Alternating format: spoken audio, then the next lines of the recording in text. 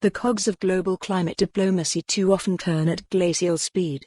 4 years ago, countries came together to agree a hugely ambitious global deal to avoid climate breakdown.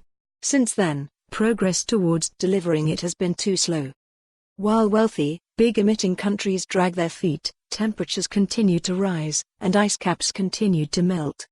This climate emergency is bringing ever more devastation for those on the front lines, more hunger, more people forced from their homes, more livelihoods destroyed, and more lives lost. It's heartbreaking when you meet people left with nothing because of a climate crisis they didn't cause. Few expect the emergency response that's needed to suddenly emerge over the next 2 weeks as the countries of the world converge for the latest annual climate talks, known as the Conference of Parties. The talks go ahead against significant odds. Only a month ago, the Chilean presidency was forced to withdraw from hosting the event amid domestic unrest. Spain stepped in at the 11th hour to ensure the climate talks go ahead. But there's turbulence at the heart of the talks too. This is the first meeting of COP since the United States formally lodged the paperwork needed to withdraw from the Paris Agreement.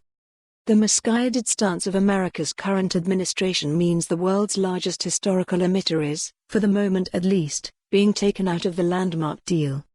Beyond this, many eyes have shifted to 12 months from now when the talks arrive in Glasgow under UK presidency. That's because the Tartan talks coincide with a key milestone within the Paris Agreement. Countries signed up to the agreement are expected to submit revised, and more ambitious, emission reduction pledges every 5 years, known as Nationally Determined Contributions, NDCs. The first time this will happen is next year ahead of 26 Colombian pesos in Glasgow. The NDCs will set out plans for the critical period to 2030. Scientific evidence shows our chances of preventing global temperatures rising beyond 1.5 C above 1990 levels rest on urgent action to slash emissions over the next 10 years.